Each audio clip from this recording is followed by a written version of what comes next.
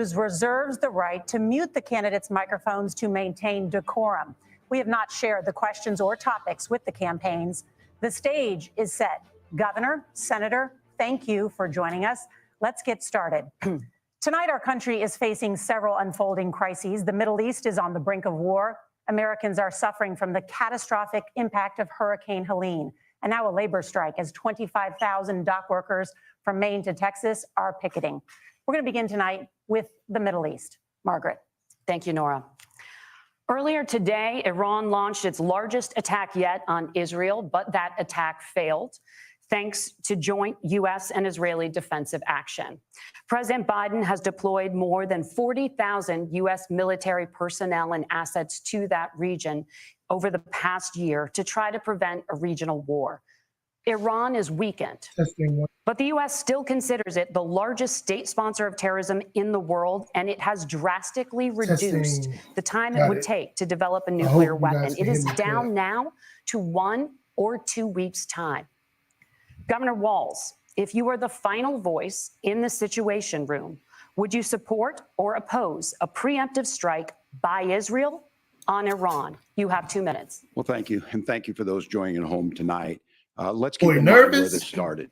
October 7th, Hamas terrorists massacred over 1,400 Israelis and took prisoners. Israel's ability to be able to defend itself is absolutely fundamental. Getting its hostages back, fundamental, and ending the humanitarian crisis in Gaza. But the expansion of Israel and its proxies is an absolute fundamental necessity for the United States to have the steady leadership there. You saw it experienced today, where along with our Israeli partners and our coalition, able to stop the incoming attack. But what's fundamental here is that steady leadership is going to matter. It's clear, and the world saw it on that debate stage a few weeks ago, a nearly 80-year-old Donald Trump talking about crowd sizes is not what we need in this moment. But it's not just that. It's those that were closest to Donald Trump that understand how dangerous he is when the world is this dangerous. His chief of staff, John Kelly, said that he was the most flawed human being he'd ever met. And both of his secretaries of defense and his national security advisors said he should be nowhere near the White House. Now, the person closest to them, Donald Trump, said he's unfit for the highest office. That was Senator Vance. What we've seen out of Vice President Harris is we've seen steady leadership.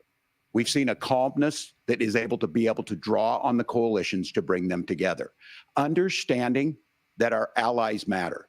When our allies see Donald Trump turn towards Vladimir Putin, turn towards North Korea, when we start to see that type of fickleness around holding the coalitions together, we will stay committed. And as the vice president said today we will protect our forces and our allied forces, and there will be consequences. Governor, your time is up. Senator Vance, the same question. Would you support or oppose a preemptive strike by Israel on Iran? You have 2 minutes. So, Margaret, I want to answer the question. First of all, thanks, Governor. Thanks to CBS for hosting the debate. And thanks, most importantly, to the American people who are watching this evening and caring enough about this country to pay attention to this vice presidential debate. I want to answer the question, but I want to actually give an introduction to myself a little bit because I recognize a lot of Americans don't know who either one of us are. I was raised in a working class family. My mother required food assistance for periods of her life. My grandmother required Social Security help to raise me. And she raised me in part because my own mother struggled with addiction for a big chunk of my early life. I went to college on the GI Bill after I enlisted in the Marine Corps and served in Iraq. And so I stand here asking to be your vice president with extraordinary gratitude for this country, for the American dream that made it possible for me to live my dreams. And most importantly, I know that a lot of you are worried about the chaos in the world and the feeling that the American dream is unattainable. Should I turn this up? I want to try to convince you tonight over the next 90 minutes that if we get better leadership in the White House, if we get Donald Trump back in the White House, the American dream is going to be attainable once again. Now, to answer this particular question, we have to remember that as much as Governor Walz just accused Donald Trump of being an agent of chaos, Donald Trump actually delivered stability in the world, and he did it by establishing effective deterrence. People were afraid of stepping out of line. Iran, which launched this attack, has received over $100 billion in unfrozen assets thanks to the Kamala Harris administration. What do they use that money for? They use it to buy weapons that they're now launching against our allies, and God forbid, potentially launching against the United States as well. Donald Trump recognized that for people to fear the United States, you needed peace through strength. They needed to recognize that if they got out of line, the United States global leadership would put stability and peace back in the world. Now, you asked about a preemptive strike, Margaret, and I want to answer the question. Look, it is up to Israel what they think they need to do to keep their country safe, and we should support our allies wherever they are when they're fighting the bad guys. I think that's the right approach to take with the Israel question. Thank you, Senator. Governor Walz, do you care to respond to any of the allegations? Well, look, Donald Trump was in office. We'll sometimes hear a revisionist history, but when Donald Trump was in office, it was Donald Trump who we had a coalition of nations that had boxed Iran's nuclear program in, the inability to advance it. Donald Trump pulled that program and put nothing else in its place. So Iran is closer to a nuclear weapon than they were before because of Donald Trump's fickle leadership. And when Iran shot down an American aircraft in international airspace, Donald Trump tweeted, because that's the standard diplomacy of Donald Trump. And when Iranian missiles did fall near U.S. troops and they received traumatic brain injuries, Donald Trump wrote it off as headaches. Look, our allies understand that Donald Trump is fickle. He will go to whoever has the most flattery or where it makes sense to him. Steady leadership like you witnessed today, like you witnessed in April. Both Iranian attacks were repelled. Our coalition is strong, and we need the steady leadership that Kamala Harris is providing. Senator Vance, the U.S. did have a diplomatic deal with Iran to temporarily pause parts of its nuclear program, and President Trump did exit that deal. He recently said, just 5 days ago, the U.S. must now make a diplomatic deal with Iran because the consequences are impossible. Did he make a mistake? You have 1 minute. Well, first of all, Margaret, diplomacy is not a dirty word, but I think that's something that Governor Walz just said is quite extraordinary. You yourself just said Iran is as close to a nuclear weapon today as they have ever been. And Governor Walz, you blame Donald Trump. Who has been the vice president for the last 3.5 years? And the answer is your running mate, not mine. Donald Trump consistently made the world more secure. Now, we talk about what the sequence of events that led us to where we are right now, and you can't ignore October the 7th, which I appreciate Governor Walz bringing up. But when did Iran and Hamas and their proxies attack Israel? It was during the administration of Kamala Harris. So Governor Walz can criticize Donald Trump's tweets, but effective, smart diplomacy and peace through strength is how you bring stability back to a very broken world. Donald Trump has already done it once before. Ask yourself at home, when was the last time, I'm 40 years old, when was the last time that an American president didn't have a major conflict break out? The only answer is during the 4 years that Donald Trump was president. Gentlemen, we have a lot to get to. Nora? Margaret, thank you. Let's turn now to Hurricane Helene. The storm could become one of the deadliest on record. More than 160 people are dead and hundreds more are missing. Scientists say climate change makes these hurricanes larger, stronger, and more deadly because of the historic rainfall.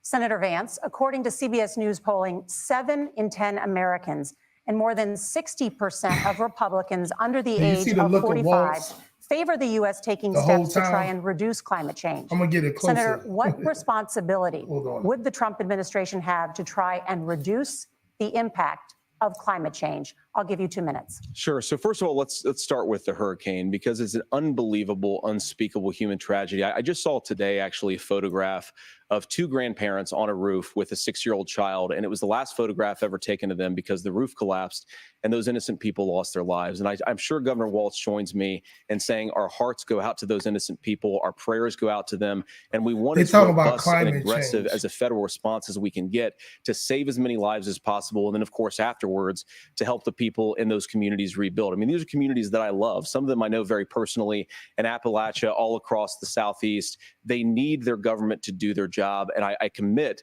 that when Donald Trump is president again, the government will put the citizens of this country first when they suffer from a disaster. Now, Nora, you asked about climate change. I think this is a very important issue. Look, a lot of people are justifiably worried about all these crazy weather patterns. I think it's important for us, first of all, to say, Donald Trump and I support clean air, clean water. We want the environment to be cleaner and safer. But one of the things that I've noticed some of our Democratic friends talking a lot about is a concern about carbon emissions, this idea that carbon emissions drives all of the climate change. Well, let's just say that's true, just for the sake of argument, so we're not arguing about weird science. Let's just say that's true. Well, if you believe that, what would you want to do? The answer is that you'd want to reshore as much American manufacturing as possible, and you'd want to produce as much energy as possible in the United States of America, because we're the cleanest economy in the entire world. What have Kamala Harris's policies actually led to? More energy production in China, more manufacturing overseas, more doing business in some of the dirtiest parts of the entire world. And when I say that, I mean the amount of carbon emissions they're doing per unit of economic output. So if we actually care about getting cleaner air and cleaner water, the best thing to do is to double down and invest in American workers and the American people. And unfortunately, Kamala Harris has done exactly the opposite. Governor Walz, you have 2 minutes to respond. Well, we got close to an agreement because all those things are happening. Look, first of all, it is a horrific tragedy with this hurricane. And my heart goes out to the folks that are down there in contact with the governors. I serve as co-chair of the Council of Governors as we work together on these emergency managements. Governors, looks like no partisanship, they work together. So all of the governors and the emergency responders are on the ground. Those happen on the front end. The federal government comes in, makes sure they're there to that we recover. But we're still in that phase where we need to make sure that they're staying there, staying focused. Now, look, coming back to the climate change issue, there's no doubt this thing roared onto the scene faster and stronger than anything we've seen. Senator Vance has said that there's a climate problem in the past. Donald Trump called it a hoax and then joked that these things would make more beachfront property to be able to invest in. What we've seen out of the Harris administration now, the Biden-Harris administration, is we've seen this investment. We've seen massive investments, the biggest in global history that we've seen in the Inflation Reduction Act, has created jobs all across the country. 2,000 in Jeffersonville, Ohio, taking the EV technology that we invented and making it here. 200,000 jobs across the country. The largest solar manufacturing plant in North America sits in Minnesota. But my farmers know climate change is real. They've seen 500-year droughts, 500-year floods back to back. But what they're doing is adapting, and this has allowed them to tell me, look, I harvest corn, I harvest soybean, and I harvest wind. We are producing more natural gas and more oil at any time than we ever have. We're also producing more clean energy. So the solution for us is to continue to move forward, that climate change is real. Reducing our impact is absolutely critical, but this is not a false choice. You can do that at the same time you're creating the jobs. Why they talking about climate change? That's exactly what this administration has done. We are seeing us becoming an energy superpower for the future, not just the current. And that's what absolutely makes sense. And then we start thinking about how do we mitigate these disasters. Thank you. Senator, I want to give you an opportunity to respond there. The governor mentioned that President Trump has called climate change a hoax. Do you agree? Well, look, what the president has said is that if the Democrats, in particular Kamala Harris and her leadership, if they really believe that climate change is serious, what they would be doing is more manufacturing and more energy production in the United States of America, and that's not what they're doing. So clearly, Kamala Harris herself doesn't believe her own rhetoric on this. If she did, she would actually agree with Donald Trump's energy policies. Now, something Governor Walz said I think is important to touch upon, because when we talk about clean energy, I think that's a slogan that often the Democrats will use here. I'm talking, of course, about the Democratic leadership. And the real issue is that if you're spending hundreds of millions or even billions of dollars of American taxpayer money on solar panels that are made in China, number one, you're going to make the economy dirtier. We should be making more of those solar panels here in the United States of America. Some of them are, Tim, but a lot of them are being made overseas in China, especially the components that go into those solar panels. So if you really want to make the environment cleaner, you've got to invest in more energy production. We haven't built a nuclear facility, I think, one in the past 40 years. Natural gas, we got to invest more in it. Kamala Harris has done the opposite. That's raised energy prices and also meant that we're doing worse by the climate. Senator, your time is up. Governor, would you like to respond? Well, look, We're producing more natural gas than we ever have. There's no moratorium on that. We're producing more oil. But the folks know, and like I said, again, these are not liberal folks. These are not folks that are Green New Deal folks. These are farmers that have been drought one year, massive flooding the next year. They understand that it makes sense. Look, our number one export cannot be topsoil from erosion from these massive storms. We saw it in Minnesota this summer. And thinking about how do we respond to that, we're thinking ahead on this. And what Kamala Harris has been able to do in Minnesota, we're starting to weatherproof some of these things. The infrastructure law that was passed allows us to think about mitigation in the future. How do we make sure that we're protecting by burying our power lines? How do we make sure that we're protecting lakefronts and things that we're seeing more and more of? But to call it a hoax and to take the oil company executives stop with the propaganda, say, give me money for my campaign and I'll let you do whatever you want. We can be smarter about that. And an all above energy policy is exactly what she's doing, creating those jobs right here. Governor, your time is up. The overwhelming consensus among scientists is that the Earth's climate is warming at an unprecedented rate. Margaret. Thank you, Nora. We're going to turn now to immigration. The crisis at the U.S.-Mexico border consistently ranks as one of the top issues for American voters. Senator Vance, your campaign is pledging to carry out the largest mass deportation plan in American history and to use the U.S. military to do so. Could you be more specific about exactly how this will work? For example, would you deport parents who have entered the U.S. illegally and separate them from any of their children who were born on U.S. soil? You have 2 minutes. So first of all, Margaret, before we talk about deportations, we have to stop the bleeding. We have a historic immigration crisis because Kamala Harris started and said that she wanted to undo all of Donald Trump's border policies. 94 executive orders suspending deportations, decriminalizing illegal aliens, massively increasing the asylum fraud that exists in our system. That has opened the floodgates. And what it's meant is that a lot of fentanyl is coming into our country. I had a mother who struggled with opioid addiction and has gotten clean. I don't want people who are struggling with addiction to be deprived of their second chance because Kamala Harris let in fentanyl into our communities at record levels. So you've got to stop the bleeding. You've got to re-implement Donald Trump's border policies, build the wall, re-implement deportations. And that gets me to your point, Margaret, about what do we actually do? So we've got 25 million illegal aliens who are here in the country. What do we do with them? I think the first thing that we do is we start with the criminal migrants. About 1 million of those people have committed some form of crime in addition to crossing the border illegally. I think you start with deportations on those folks. And then I think you make it harder for illegal aliens to undercut the wages of American workers. A lot of people will go home if they can't work for less than minimum wage in our own country. And by the way, that'll be really good for our workers who just want to earn a fair wage for doing a good day's work. And the final point, Margaret, is you ask about family separation. Right now in this country, Margaret, we have 320,000 children that the Department of Homeland Security has effectively lost. Some of them have been sex trafficked. Some of them hopefully are at homes with their families. Some of them have been used as drug trafficking mules. The real family separation policy in this country is unfortunately Kamala Harris's wide open southern border. And I'd ask my fellow Americans to remember when she came into office, she said she was going to do this. Real leadership would be saying, you know what, I screwed up. We're going to go back to Donald Trump's border policies. I wish that she would do that. It would be good for all of us. Mm-hmm. Governor, do you care to respond to any of those specific allegations, including that the vice president is, quote, letting in fentanyl and using allegations? It's a fucking, excuse me, it's a fact. The drug it's no allegation. About the fentanyl, because this is propaganda, the opioid crisis, and mainstream demonic democratic the largest decrease in opioid deaths in our nation's history. 30% decrease in Ohio, but there's still more work to do. But let's go back to this on immigration. Kamala Harris was the attorney general of the largest state, a border state in California. She's the only person in this race who prosecuted transnational gangs for human trafficking and drug interventions. But look, we all want to solve this. Most of us want to solve this. The drug mule is not true. And that is the United States Congress. It's a fact that it is true. That's the Chamber of Commerce. That's most Americans out here. That's why we had the fairest and the toughest bill on immigration that this nation's seen. It was crafted by a conservative senator from Oklahoma, James Lankford. I know him. He's super conservative, but he's a man of principle, wants to get it done. Democrats and Republicans worked on this piece of legislation. The Border Patrol said, this is what we need in here. These are the experts. And the Chamber of Commerce and the Wall Street Journal said, pass this thing. Kamala Harris helped get there. 1,500 new border agents, detection for drugs, DOJ money to speed up these the adjudications on this, just what America wants.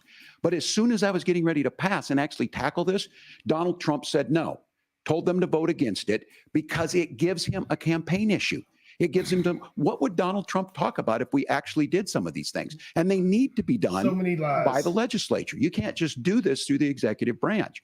So look, we have the options to do this. Donald Trump had 4 years. He had 4 years to do this. And he promised you, America, how easy it would be. I'll build you a big, beautiful wall, and Mexico will pay for it. Less than 2% of that wall got built, and Mexico didn't pay a dime. But here we are again, 9 years after he came down that escalator. Built, and you guys opened the gates. People and telling him what he was going to do. And made as it far a as the deportation free-for-all. plan, at one point, Senator Vance said it was so unworkable to be laughable. So that's where we're at. Pass the bill, she'll sign it. Governor, your time is up. Senator, the question was, will you separate parents from their children, even if their kids are U.S. citizens? You have 1 minute. Margaret, my point is that we already have massive child separations thanks to Kamala Harris's open border. And I didn't accuse Kamala Harris of inviting drug mules. I said that she enabled the Mexican drug cartels to operate freely in this country. And we know that they use children as drug mules, and it is a disgrace, and it has to stop.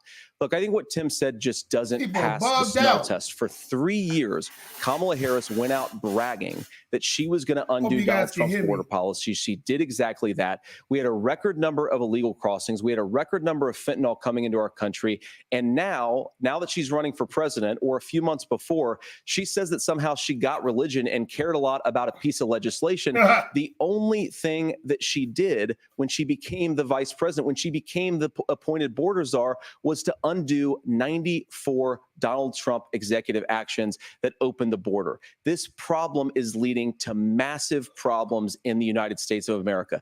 Parents who can't afford health care, schools that are overwhelmed. It's got to stop, and it will when Donald Trump is president Senator, again. your time is up. Governor, what about our CBS News polling, which does show that a majority of Americans, more than 50%, support mass deportations? Look, we fixed this issue with a bill that is necessary, but the issue on this is what happens when you don't want to solve it.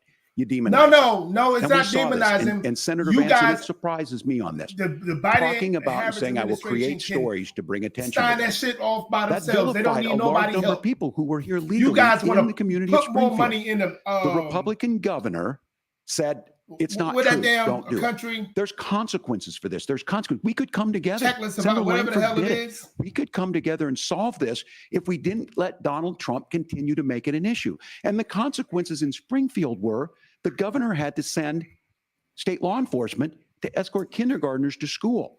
I believe Senator Vance wants to solve this, but by standing with Donald Trump and not working together to find a solution, it becomes a talking point. And when it becomes a talking point like this, we dehumanize and villainize other human beings. Tim, Governor, your time is up. Senator, I'll give you 1 minute, but let me just ask you the question first. Stop messing up the flow, lady. The governor has made the point, and I think as a sitting lawmaker, you know that Congress controls the purse strings and any funding. So you have said repeatedly that Donald Trump would, through executive action, solve this. Do you disagree that Congress controls the purse strings and would need to support many of the changes that you would actually want to implement? You have 1 minute. Look, Margaret, first of all, the gross majority of what we need to do at the southern border is just empowering law enforcement to do their job. I've been to the southern border more than our border czar, Kamala Harris, has been, and it's actually heartbreaking because the Border Patrol agents, they just want to be empowered to do their job. Of course, additional resources would help, but most of this is about the president and the vice president empowering our law enforcement to say, if you try to come across the border illegally, you've got to stay in Mexico, you've got to go back through proper channels. Now, Governor Walz brought up the community of Springfield, and he's very worried about the things that I've said in Springfield. Look, in Springfield, Ohio, and in communities all across this country, you've got schools that are overwhelmed. You've got hospitals that are overwhelmed. You've got housing. They wouldn't know that because they've never been in Springfield. Because we brought in millions of illegal immigrants to compete with Americans for scarce homes. The people that I'm most worried about in Springfield, Ohio, are the American citizens who have had their lives destroyed by Kamala Harris's open border. It is a disgrace, Tim. And I actually think, I agree with you. I think you want to solve this problem, but I don't think that Kamala Harris does. Senator, your time is up. Governor, you have 1 minute to respond. Yeah, well, They far it left is law enforcement that propagandists, asked for the bill. progressives. They helped craft it. They They're the ones deranged. that supported it. That's because they know we need to do this. Look, this issue of continuing to bring this up, of not dealing with it, of blaming migrants for everything. On housing, we could talk a little bit about Wall Street speculators buying up housing and making them less affordable, but it becomes a blame. Look, this bill also gives the money necessary to adjudicate. I agree. It should not take 7 years for an asylum claim to be done. This bill gets it done in 90 days. Then you start to make a difference in this and you start to adhere to what we know, American principles. I don't talk about my faith a lot, but Matthew 25:40 talks about, to the least amongst us, you do unto me. I think that's true of most Americans. They simply want order to it. This bill does it. It's funded. It's supported by the people who do it. And it lets us keep our dignity about how we treat other people. Thank you, Governor. And just to clarify for our viewers, Springfield, Ohio does have a large number of Haitian migrants who have legal status, temporary protected status. Well, Margaret, but thank you, Senator. We have so much to get to. See, this is what I talk about. The rules were that you guys weren't going to fact check, and since you're fact checking me, this is exactly what I talk about with these what's CBS actually going on. fake. So there's an application called the CBP One app, where you can go on as an Tell the illegal truth. migrant, apply for asylum or apply for Fucking parole, demon and be Democrats. granted legal status at the wave of a Kamala Harris open border wand. That is not a person coming in, applying for a green card and waiting for 10 years. That is the facilitation of illegal immigration, Margaret, by our own Senator, for leadership. describing the legal process. We have so much to get to, Yeah, Senator. facts. Those Legal laws have been on facts. the books since 1990. Thank you, gentlemen. The We CBP want to have- One app has not been on the books since 1990. It's something that Kamala Harris created, Margaret. Gentlemen, the audience can't hear you because your mics Yeah, are cut. because you we guys have so are much we want to get to. propagandists. Thank you for explaining the legal process. This is why Nora. Thank you, Margaret. low The IQ economy Democratic is a voters top get on my concern damn for nerves because they voters. don't look Each at of your real campaigns facts. has released an economic plan. So let's talk about the specifics. Governor Walz, Vice President Harris unveiled a plan that includes billions in tax credits for manufacturing, housing, and a renewed child tax credit. The Wharton School says your proposals will increase the nation's deficit by $1.2 trillion. How would you pay for that without ballooning the deficit? Governor, I'll give you 2 minutes. Yeah, thank you. And Lying Kamala asses Harris and talking I about do they won't believe in the middle class fact because that's check. where we come They from. doing the We same both grew up in thing that. We ABC understand. did. So those of you out there listening CBS, tonight, you're hearing a lot of ABC, stuff back and forth, and it's good. It's DNC, healthy. all That's of what this them. is supposed to happen. Ain't shit. You should be listening. How's this going to impact me? The bold forward plan that Kamala Harris put out there is talking about this housing issue. The one thing is there's 3 million new houses proposed under this plan with down payment assistance on the front end to get you in a house. A house is much more than just an asset to be traded somewhere. It's foundational to where you're at. And then making sure that the things you buy every day, whether they be prescription drugs or other things, that there's fairness in that. Look, the $35 insulin is a good thing, but it costs $5 to make insulin. They were charging $800 before this law went into effect. As far as the housing goes, I've seen it in Minnesota.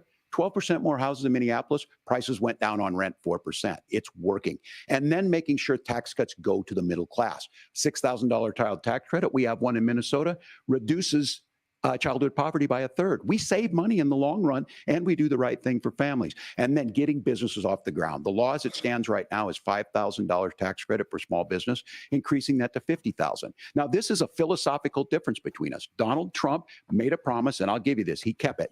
He took folks to Mar-a-Lago, said, you're rich as hell, I'm going to give you a tax cut. He gave the tax cuts that predominantly went to the top class. What happened there was an $8 trillion increase in the national debt, the largest ever. Now he's proposing a 20% consumption or sales tax on everything we bring in.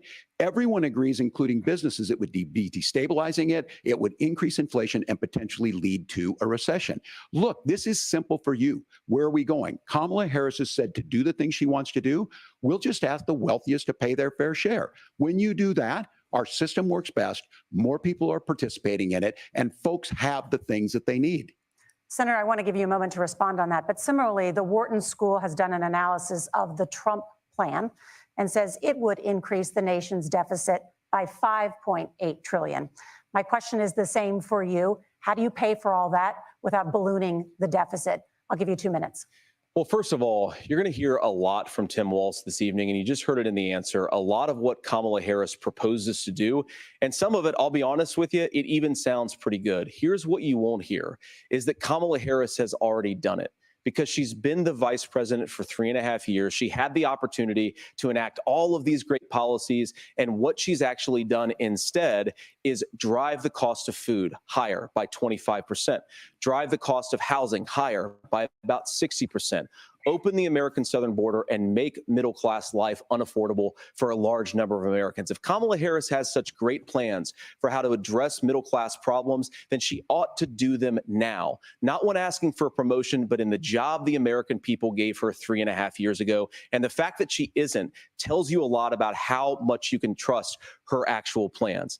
Now, Donald Trump's economic plan is not just a plan, but it's also a record. A lot of those same economists attack Donald Trump's plans, and they have PhDs, but they don't have common sense and they don't have wisdom, because Donald Trump's economic policies delivered the highest take-home pay in a generation in this country, 1.5% inflation, and to boot, peace and security all over the world. So when people say that Donald Trump's economic plan doesn't make sense, I say, look at the record. He delivered rising take-home pay for American workers. Now, Tim admirably admits that they want to undo the Trump tax cuts. But if you look at what was so different about Donald Trump's tax cuts, even from previous Republican tax cut plans, is that a lot of those resources went to giving more take-home pay to middle class and working class Americans. It was passed in 2017, and you saw an American economic boom unlike we've seen in a generation in this country. That is a record that I'm proud to run on, and we're going to get back to that common sense wisdom so that you can afford to live the American dream again. I know a lot of you are struggling. I know a lot of you are worried about paying the bills. It's going to stop when Donald Trump brings back common sense to this country. Governor, do you want to respond to that? What has Kamala Harris done? He can respond to Kamala Harris's day one was Donald Trump's failure on COVID that led to the collapse of our economy. We were already before COVID in a manufacturing recession, but 10 million people out of work, largest percentage since the Great Depression. 9 million jobs closed on that. That was day one. Whether it was the Infrastructure Act or other things we moved. Now, you made a question about experts, said this. I've made a note of this. Economists can't be trusted. Science can't be trusted. National security folks can't be trusted. Look, if you're going to be president, you don't have all the answers. Donald Trump believes he does. My pro tip of the day is this. If you need heart surgery, listen to the people at the Mayo Clinic in Rochester, Minnesota, not Donald Trump. And the same thing goes with this. And I ask you out there, teachers, nurses, truck drivers, or whatever, how is it fair that you're paying your taxes every year and Donald Trump hasn't paid any federal tax in the last 15 years, and the last year as president? That's what's wrong with the system. There's a way around it, and he's bragged about that. We're just asking for fairness in it, and that's all you want. You have a minute. Governor, you say trust the experts. But those same experts for 40 years said that if we shipped our manufacturing base off to China, we'd get cheaper goods. They lied about that. They said if we shipped our industrial base off to other countries, to Mexico and elsewhere, it would make the middle class stronger. They were wrong about that. They were wrong about the idea that if we made America less self-reliant, less productive in our own nation, that it would somehow make us better off, and they were wrong about it. And for the first time in a generation, Donald Trump had the wisdom and the courage to say to that bipartisan consensus, we're not doing it anymore. We're bringing American manufacturing back. We're unleashing American energy. We're going to make more of our own stuff. And this isn't just an economic issue. I mean, I've got 3 beautiful little kids at home, 7, 4, and 2, and I love them very much, and I hope they're in bed right now. But look, so many of the drugs, the pharmaceuticals that we put in the bodies of our children are manufactured by nations that hate us. This has to stop. And we're not going to stop it by listening to experts. We're going to stop it by listening to common sense wisdom, which is what Donald Trump governed on. Senator, your time is up. Governor Walz, can you address that? I mean, voters say they trust Donald Trump on the economy more. Why? Well, if you're listening tonight and you want billionaires to get tax cuts, you heard what the numbers were. You guys are billionaires. I'm a union guy on this. I'm not a guy who wanted to ship things overseas, but I understand that, look, we produce soybeans and corn. We need to have fair trading partners. That's something that we believe in. I think the thing that most concerns me on this is Donald Trump was the guy who created the largest trade deficit in American history with China. So the rhetoric is good. Much of what the senator said right there, I'm in agreement with him on this. I watched it happen too. I watched it to my communities, and we talked about that. But we had people undercutting the right to collectively bargain. We had right to work states made it more difficult. We had companies that were willing to ship it over, and we saw people profit. Folks that are venture capital in some cases, putting money into companies that were overseas. We're in agreement that we bring those home. The issue is Donald Trump is talking about it. Kamala Harris has a record, 250,000 more manufacturing jobs just out of the IRA. That is a freaking lie. Yes. So appreciate that. So if you notice what Governor Walz just did is he said, first of all, Donald Trump has to listen to the experts. And then when he acknowledged that the experts screwed up, he said, well, Donald Trump didn't do nearly as good of a job as the statistics that's a gross generalization. that he did. So what Tim Watz is doing, and I honestly, Tim, I think you got a tough job here because you've got to play whack-a-mole. You've got to pretend that Donald Trump didn't deliver rising take-home pay, which of course he did. You've got to pretend that Donald Trump didn't deliver lower inflation, which of course he did. And then you simultaneously got to defend Kamala Harris's atrocious economic record, which has made gas, groceries, and housing unaffordable for American citizens. I was raised by a woman who would sometimes go into medical debt so that she could put food on the table in our household. I know what it's like to not be able to afford the things that you need to afford. We can do so much better. To all of you watching, we can get back to an America that's affordable again. We just got to get back to common sense economic principles. I hope we have a conversation on healthcare then. Senator, Governor. Please. Thank you. Margaret? We have a lot to get to ahead, gentlemen, on many topics. But right now, I want to talk about personal qualifications. The vice president is often the last voice the president hears before making consequential decisions. We want to ask you about your leadership qualities. Governor Walz, you said you were in Hong Kong during the deadly Tiananmen Square protests in the spring of 1989. But Minnesota Public Radio and other media outlets are reporting that you actually didn't travel to Asia until August of that year.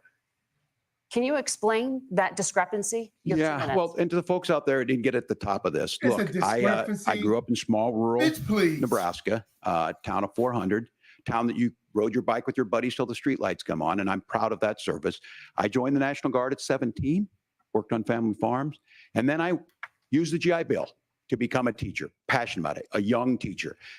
My first year out, I got the opportunity in the summer of '89 to travel to China. 35 years ago, be able to do that. I came back home and then started a program to take young people there. We would take basketball teams, we would take baseball teams, we would take dancers, and we would go back and forth to China. The issue for that was to try and learn. Now, look, my community knows who I am. They saw where I was at. Look, I will be the first to tell you, I have poured my heart into my community. I've tried to do the best I can, but I've not been perfect. And I'm a knucklehead at times, but it's always been about that. Those same people elected me to Congress for 12 years.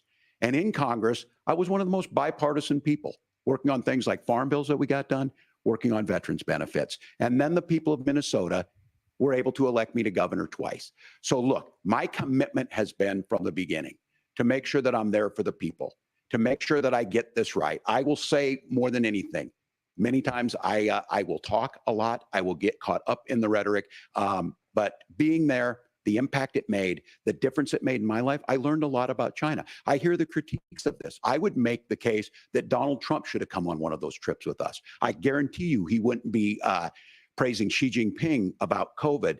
And I guarantee you he wouldn't start a trade war that he ends up losing. So this is about trying to understand the world. It's about trying to do the best you can for your community. And then it's putting yourself out there and letting your folks understand what it is. My commitment, whether it be through teaching, which I was good at, or whether it was being a good soldier or was being a good member of Congress, those are the things that I think are the values that people care about.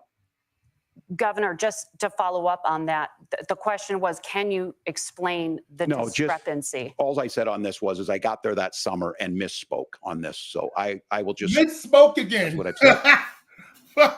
So I was in Hong Kong and China during the democracy protests went in. And from that, I learned a lot of what needed to be in governance. Thank you, Governor. Senator Vance, in 2016, you called your running mate, Donald Trump, unfit for the nation's highest office, and you said he could be America's Hitler. I know you've been asked many times, and you've said you regret those comments and explained you then voted for Donald Trump in 2020.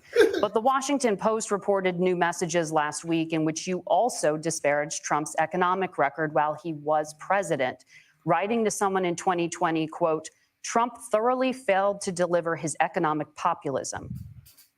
You're now his running mate, and you've shifted many of your policy stances to align with his.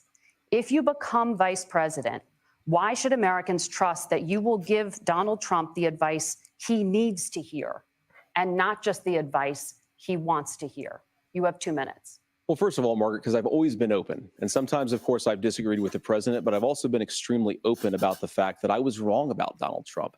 I was wrong, first of all, because I believed some of the media stories that turned out to be dishonest fabrications of his record. But most importantly, Donald Trump delivered for the American people. Rising wages, rising take-home pay, an economy that worked for normal Americans, a secure southern border, a lot of things, frankly, that I didn't think he'd be able to deliver on. And yeah, when you screw up, when you misspeak, when you get something wrong and you change your mind, you ought to be honest with the American people about it. It's one of the reasons, Margaret, why I've done so many interviews is because I think it's important to actually explain to the American people where I come down on the issues and what changed. Now, you pointed out some messages from 2020. Margaret, I've been extremely consistent that I think there were a lot of things that we could have done better in the Trump administration the first round if Congress was doing its job. I strongly believe, and I've been a United States Senator, that Congress is not just a high-class debating society. It's not just a forum for senators and congressmen to whine about problems. It's a forum to govern. So there were a lot of things on the border, on tariffs, for example, where I think that we could have done so much more if the Republican Congress and the Democrats in Congress had been a little bit better about how they govern the country. They were so obsessed with impeaching Donald Trump, they couldn't actually govern. And I want to talk about this tariff issue in particular, Margaret, because Tim just accused this of being a national sales tax. Look, the one thing, and you're probably surprised to hear me praising Joe Biden, but the one thing that Joe Biden did is he continued some of the Trump tariffs that protected American manufacturing jobs. And it's the one issue, the most pro-worker part of the Biden administration, it's the one issue where Kamala Harris has run away from Joe Biden's record. Think about this. If you're trying to employ slave laborers in China at $3 a day, you're going to do that and undercut the wages of American workers unless our country stands up for itself and says, you're not accessing our markets unless you're paying middle-class Americans a fair wage. Senator, your time is up. Nora? Thank you. Now to the issue of reproductive rights. Governor Walz, after Roe versus Wade was overturned, you signed a bill into law that made Minnesota one of the least restrictive states in the nation when it comes to abortion. Former President Trump said in the last debate that you believe abortion, quote, in the 9th month is absolutely fine. Yes or no? Is that what you support? I'll give you 2 minutes. That's not what the bill says. But look, this issue is what's on everyone's mind. Donald Trump put this all into motion. He brags about how great it was that he put the judges in and overturned Roe versus Wade, 52 years of personal autonomy. And then he tells us, oh, send it to the states. It's a beautiful thing. Amanda Zaworski would disagree with you on it's a beautiful thing. A young bride in Texas waiting for their child at 18 weeks. She has a complication, a tear in the membrane. She needs to go in. The medical care at that point needs to be decided by the doctor. Shame. And that would have been an abortion. But in Texas, that would have put them in legal jeopardy. She went home, got sepsis, nearly dies, and now she may have difficulty having children. People lying again. Or in Kentucky, Hadley Duvall, a 12-year-old child raped and impregnated by her stepfather. Those are horrific. Now, when God asked about that, Senator Vance said, 2 wrongs don't make a right. There is no right in this. So in Minnesota, what we did was restore Roe versus Wade. We made sure that we put women in charge of their health care. But look, this is not where, if you don't know Amanda or a Hadley, you soon will. Their Project 2025 is going to have a registry of pregnancies. It's going to make it more difficult, if not impossible, to get contraception and limit access, if not eliminate access to infertility treatments. For so many of you out there listening, me included, infertility treatments are why I have a child. That's nobody else's business, but those things are being proposed. And the catch-all on this is, well, the states will decide what's right for Texas might not be right for Washington. That's not how this works. This is basic human right. We have seen maternal mortality skyrocket in Texas outpacing many other countries in the world. This is about healthcare. In Minnesota, we are ranked first in healthcare for a reason. We trust women. We trust doctors. Senator, do you want to respond to the governor's claim? Will you create a federal pregnancy monitoring agency? No, Nora, certainly we won't. And I want to talk about this issue because I know a lot of Americans care about it, and I know a lot of Americans don't agree with everything that I've ever said on this topic. And, you know, I grew up in a working class family in a neighborhood where I knew a lot of young women who had unplanned pregnancies and decided to terminate those pregnancies because they feel like they didn't have any other options. And, you know, one of them is actually very dear to me. And I know she's watching. What about men? And I love you. And she told me something a couple years ago that she felt like if she hadn't had that abortion, that it would have destroyed her life because she was in an abusive relationship.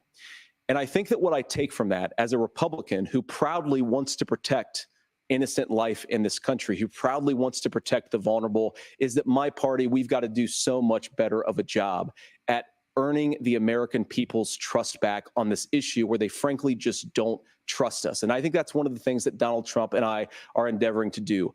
I want us as a Republican Party to be pro-family in the fullest sense of the word. I want us to support fertility treatments. I want us to make it easier for moms to afford to have babies. I want it to make it easier for young families to afford a home so they can afford a place to raise that family. And I think there's so much that we can do in on America the public policy can do front whatever she just to wants give with her women body. more options. It's been a fact Now, of course, Donald Trump has been very clear that on the abortion policy specifically, So that's over that we 40 have years. a big country and it's This diverse. should be the And last thing on California our has a mind. different It's a viewpoint on state this issue. than Georgia. Georgia has a different viewpoint from Arizona. And the proper way to handle this, as messy as democracy sometimes is That's to the let only thing. That's the only voters people that make care these about decisions, this let abortion the thing, individual states 304s, make their and it's abortion many policy. of them, to be And I honest think with that's you. what makes the most sense in a very big, a very diverse, and let's be honest, sometimes a very, very Low messy IQ and divided voters. country. Governor, would you like to respond and also answer the question about restrictions? Yeah, well, the question got asked, and Donald Trump made the accusation that wasn't true about Minnesota. Well, let me tell you about this idea that there's diverse states. There's a young woman named Amber Thurman. She happened to be in Georgia, a restrictive state. Because of that, she had to travel a long distance to North Carolina to try and get her care. Amber Thurman died in that journey back and forth. The fact of the matter is, how can we as a nation say that your life and your rights, as basic as the right to control your own body, is determined on geography? There's a very real chance He's that not Amber answering Thurman any questions. lived in Minnesota, she would be alive today. That's why the This man is not restoration of Roe answering versus any Wade. questions. When you listen to Vice President Harris talk about this subject and you hear me talk about it, you hear us talking exactly the same. Donald Trump is trying to figure out how to get the political right of this. I agree with a lot of what Senator Vance said about what's happening. His running mate, though, does not, and that's the problem.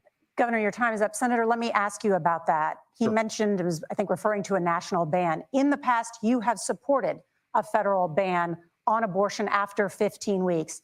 In fact, you said if someone can't support legislation like that, quote, you are making the United States the most barbaric pro-abortion regime anywhere in the entire world. My question is, why have you changed your position?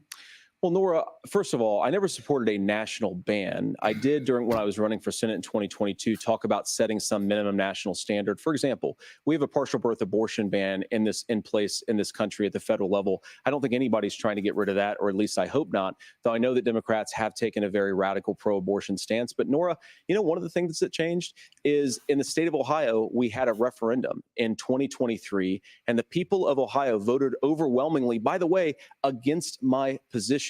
And I think that what I learned from that, Nora, is that we've got to do a better job at winning back people's trust. So many young women would love to have families. So many young women also see an unplanned pregnancy as something that's going to destroy their livelihood, destroy their education, destroy their relationships. And we have got to earn people's trust back. And that's why Donald Trump and I are committed to pursuing pro-family policies, making childcare more accessible, making fertility treatments more accessible, because we've got to do a better job at that. And that's what real leadership is. Governor, your response. I'm going to respond on the pro-abortion piece of that. No, we're not. We're pro-women. We're pro-freedom. Everybody's choice. pro-women. We know what the implications are to not be that. Women having miscarriages. No, you pro-beta women not male. getting the care. You physicians pro-soy boy. feeling like they may be prosecuted for providing that care. And as far as making sure that we're educating our children and giving them options, Minnesota's a state with one of the lowest teen pregnancy rates. We understand that too. We know that the options need to be available, and we make that true. We also make it, we're a top 3 state for the best place to raise children. But these two things, to try and say that we're pro-children, but we don't like this, or you guys are pro-abortion, that's not the case at all.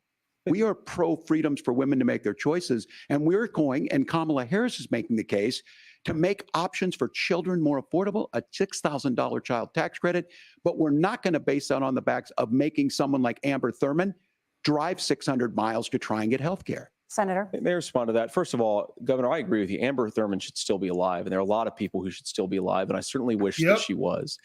And maybe you're free to disagree with me on this and explain this to me, but as I read the Minnesota law that you signed into law, the statute that you signed into law, it says that a doctor who presides over an abortion where the baby survives, the doctor is under no obligation to provide life-saving care to a baby who survives a botched late-term abortion.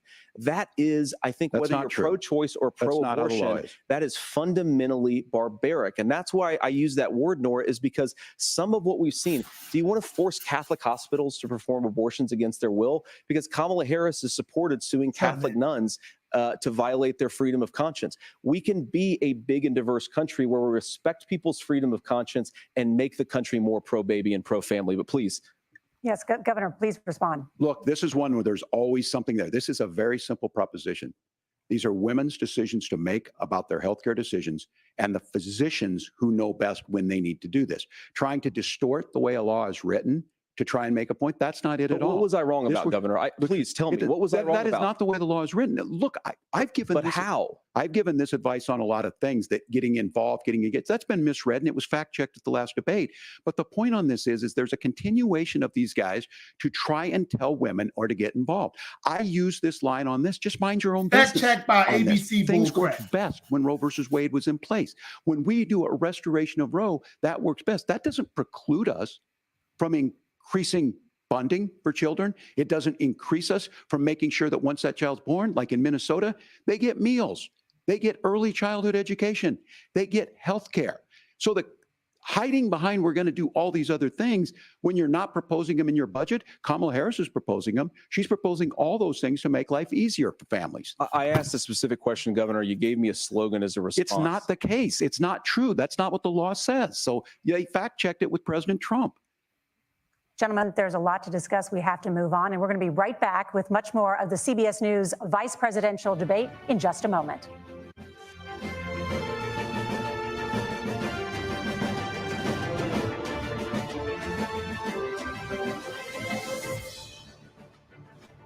Hold on.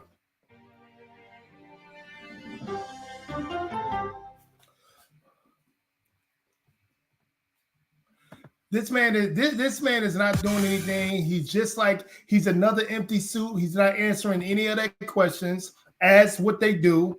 You know what I'm saying? And it's mind-boggling. It's mind-boggling. It's mind-boggling what these people are doing. And it's like they said, it shouldn't be only about women, but it is to these people because they know they got the 304 vote. The Democratic Plantation Party know they got the 304 vote and a whole lot of low testosterone males. They know they got it. So they say things that's illogical that really shouldn't matter because it's already a fixed situation when it comes to abortion. It's a state issue and nobody, no Senate, no politician, none of them can do nothing about it. It's a done deal. You know, we should be worried about the economy. We should be worried about safety. We should be worried about everything. The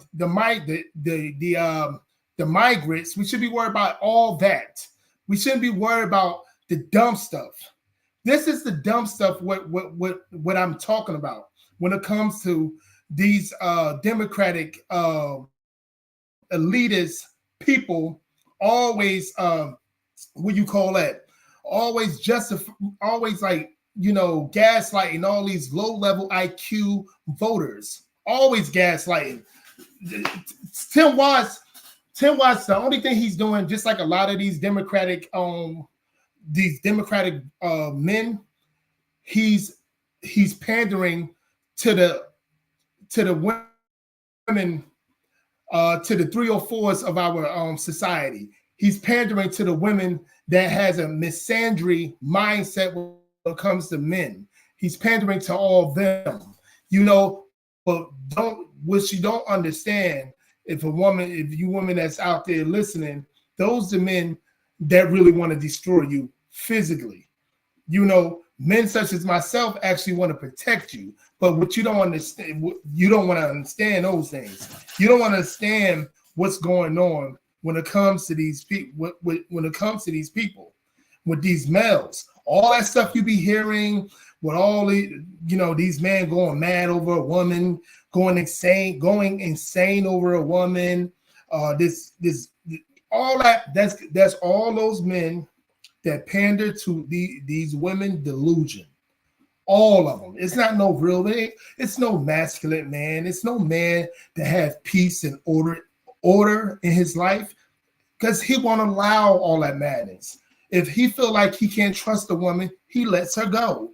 He don't, keep on breaking down mentally until he destroys himself mentally and ready to destroy everybody else. Those debated males, those are low testosterone males that vote Democrat just because, or say they liberal just to get some 304 punani. I'm just being honest with you. I'm just being plain and honest with you. These people don't care. Like this man Tim Watz, all he is talking about is abortion. The last 10 to 15 minutes, this man been so comfortable is talking about abortion, something that none of these politicians can do nothing about. It's already in place. It's already in place. It's a state issue. You can still be a 304. You can still have 7 to 10 to 15 abortions a year. You can do all you want. This is America. The woman got more. Got more freedom than the average man. It's just a freaking fact. Let's keep it going. Hold on one second.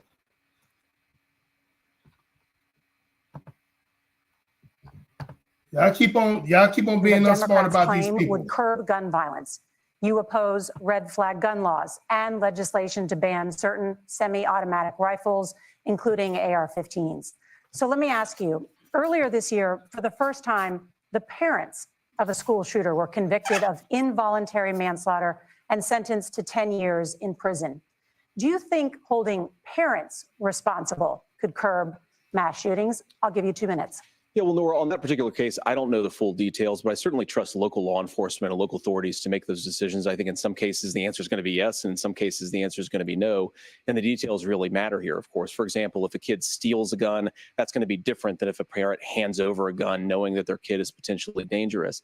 But look, I want to just sort of speak as a father of 3 beautiful little kids, and our oldest is now in 2nd grade. And like a lot of parents, we send our kids to school with such hope and such joy and such pride at their little faces on the first day of school. And we know, unfortunately, that a lot of kids are going to experience this terrible epidemic of gun violence. And of course, our hearts go out to the families that are affected by this terrible stuff. And we do have to do better. And I think that Governor Walz and I actually probably agree that we need to do better on this. The question is just, how do we actually do it? Now, here's something that really bothers me and worries me about this epidemic of violence. The gross majority, close to 90%, and some of the statistics I've seen, of the gun violence in this country is committed with illegally obtained firearms. And while we're on that topic, we know that thanks to Kamala Harris's open border, we've seen a massive influx in the number of illegal guns run by the Mexican drug cartel. So that number, the amount of illegal guns in our country is higher today than it was 3.5 years ago. But what do we do about the schools? What do we do to protect our kids? And I think the answer is, and I say this not loving the answer, because I don't want my kids to go to school in a school that feels unsafe or where there are visible signs of security. But I unfortunately think that we have to increase security in our schools. We have to make the doors lock better. We have to make the doors stronger. We've got to make the windows stronger. And of course, we've got to increase school resource officers, because the idea that we can magically wave a wand and take guns out of the hands of bad guys, it just doesn't fit with recent experience. So we've got to make our schools safer. And I think we've got to have some common sense bipartisan solutions for how to do that. Governor, you have 2 minutes.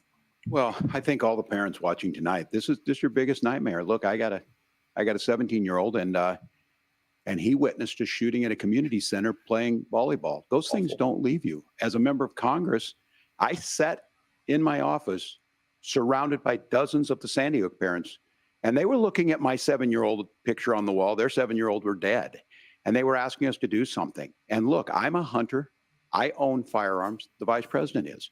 We understand that the Second Amendment is there, but our first responsibility is to our kids to figure this out. In Minnesota, we've enacted enhanced red flag laws, enhanced background checks, and we can start to get data. But here's the problem. If we really want to solve this, we've got folks that won't allow research to be even done on gun violence.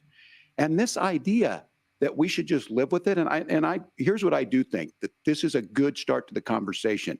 I 100% believe that Senator Vance hates it when these kids, it's abhorrent and it breaks your heart. I agree with that. But that's not far enough when we know there are things that work. I've spent time in Finland and seen some Finnish schools. They don't have this happen, even though they have a high gun ownership rate in the country. There are reasonable things that we can do to make a difference. It's not infringing on your Second Amendment. And the idea to have some of these weapons out there, it just doesn't make any sense. Kamala Harris, as an attorney general, worked on this issue. She knows that it's there. No one's trying to scaremonger and say we're taking your guns, but I ask all of you out there, do you want your schools hardened to look like a fort? Is that what we have to go? When we know there's countries around the world that their children aren't practicing these types of drills. They're being kids. We owe it to them to get a fix. These are things that shouldn't be that difficult. You can still keep your firearms, and we can make a difference. We have to. If you're listening tonight, this breaks your heart. Senator. Tim, first of all, I didn't know that your 17-year-old witnessed a shooting. I'm sorry about that, and I hope that he's doing okay. Christ have mercy. He's more than likely lying. It is awful. And I appreciate what Tim said actually about Finland, because I do think it illustrates some of the frankly weird differences between our own country's gun violence problem and Finland. Is okay, first of all, we have way higher rates of mental health abuse or mental health substance abuse. We have way higher rates of depression, way higher rates of anxiety. We unfortunately have a mental health crisis in this country that I really do think that we need to get to the root causes of, because I don't think it's the whole reason why we have such a bad gun violence problem, but I do think it's a big piece of it.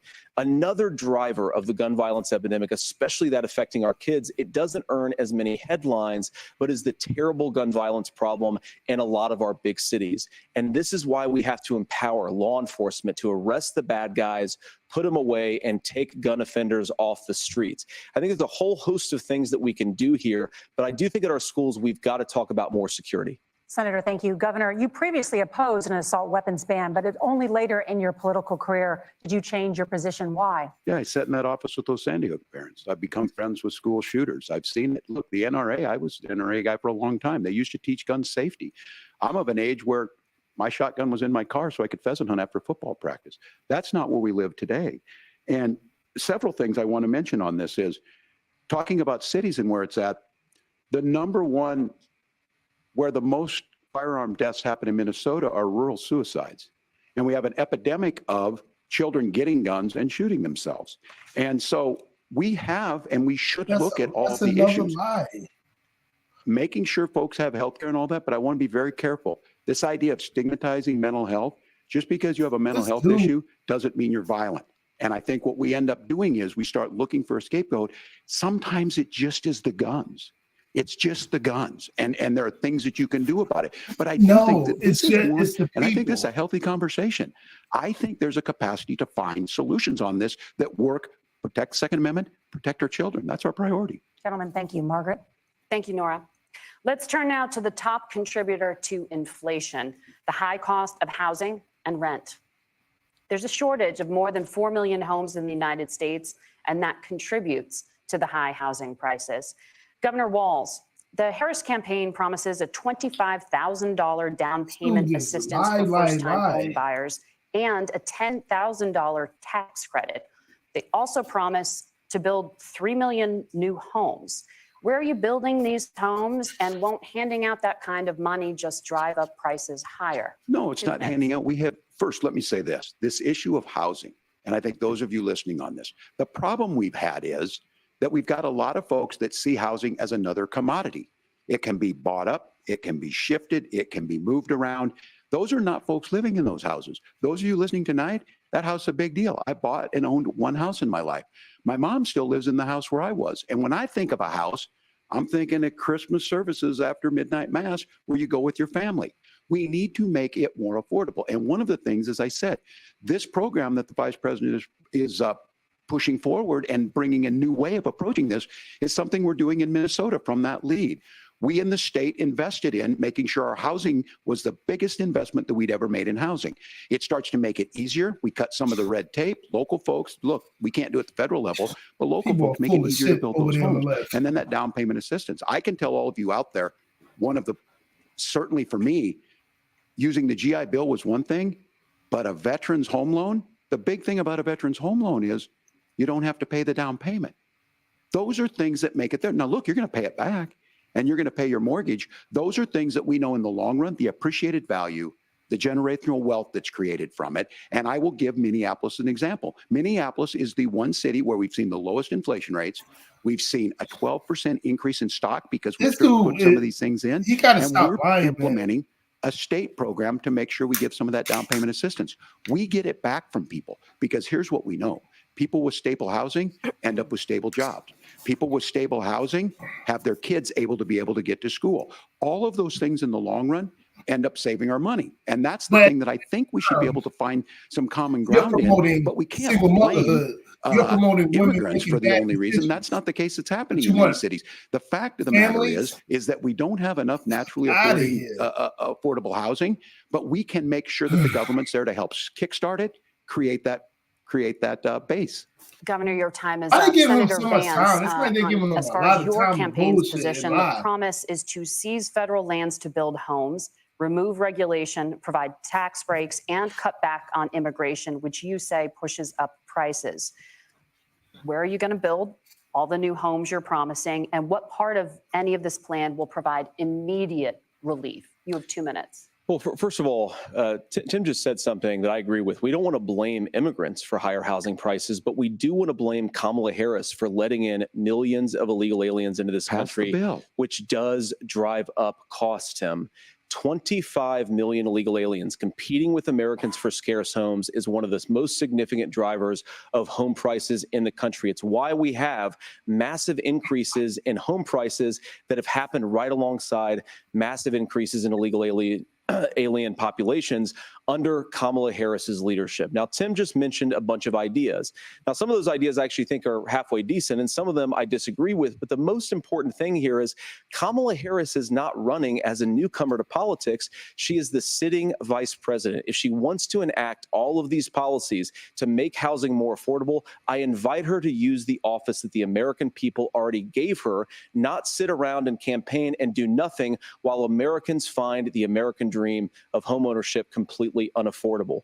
Now, you asked, Margaret, what would immediately change the equation for American citizens if you lower energy prices? As Donald Trump says, drill, baby, drill. One of the biggest drivers of housing costs, aside from illegal immigration, is, think about it. If a truck driver is paying 40% more for diesel, then the lumber he's delivering to the job site to build the house is also going to become a lot more expensive. If we open up American energy, you will get immediate pricing relief for American citizens, not, by the way, just in housing, but in a whole host of other economic goods too.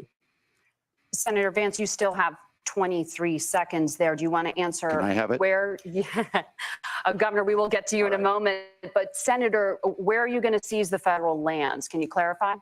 Well, what Donald Trump has said is we have a lot of federal lands that aren't being used for anything. They're not being used for a national park. They're not being used, and they could be places where we build a lot of housing. And I do think that we should be opening up building in this country. We have a lot of land that could be used. We have a lot of Americans that need homes. We should be kicking out illegal immigrants who are competing for those homes, and we should be building more homes for the American citizens who deserve to be here. Senator, your time is up. Governor, I do want to let you respond to the allegation that the vice president is letting in Well, of course, that's not migrants, true. And again, that you it's have the affecting facts. I housing guess we prices. agreed not to fact check. I'll check it. That look, crossings are down compared to when Donald Trump. Are you was in office. fucking But kidding? it's again, It's a blaming true as I'm fact. not trying to find the solution. I was going to ask though on this question, are we going to drill and build houses in the same federal land? And I think when people hear federal lands, these are really important pieces of land.